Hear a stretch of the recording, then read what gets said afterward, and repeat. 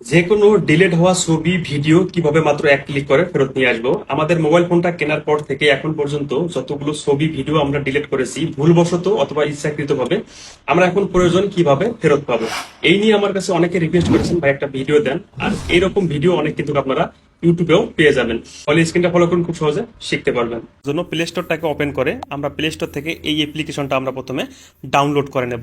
তো আমার ডাউনলোড করা আছে, আমি ওপেনে ক্লিক করলাম। আপনারা যখন প্রথম ডাউনলোড করে ওপেন করবেন হয়তো কিছু পারমিশন চাইবে, পারমিশনগুলো অ্যালাউ করে দিবেন।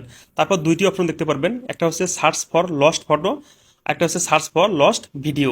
যদি আপনারা লস্ট ভিডিও সার্চ করেন তাহলে নিচেরটা ক্লিক করবেন, আর যদি লস্ট ফটো ক্লিক সার্চ করেন তাহলে প্রথমটাতে ক্লিক করবেন।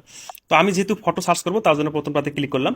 তারপর নিচে দেখতে পারবো এখানে এই যে রিকভার হচ্ছে, তো আমাদেরকে একটু অপেক্ষা করতে হবে কারণ এখানে সার্চিং হচ্ছে, তো আমরা একটু অপেক্ষা করব। অলমোস্ট ডান, আমাদের এখানে কিন্তু অসংখ্য ছবি অলরেডি চলে এসেছে এবং এখনো সার্চ হচ্ছে। যতগুলো আপনি ছবি ডিলিট করেছেন আপনি এখানে নিচে নাম্বার দেখতে পারবেন, সব কিন্তু চলে আসবে। তো আপনি যে ছবিগুলো ডাউনলোড করতে চান এখান থেকে আপনি চাইলে সব একসাথে সিলেক্ট করতে পারেন, অথবা আপনি যদি একটা একটা করে ডাউনলোড করতে চান সেটাও করতে পারবেন।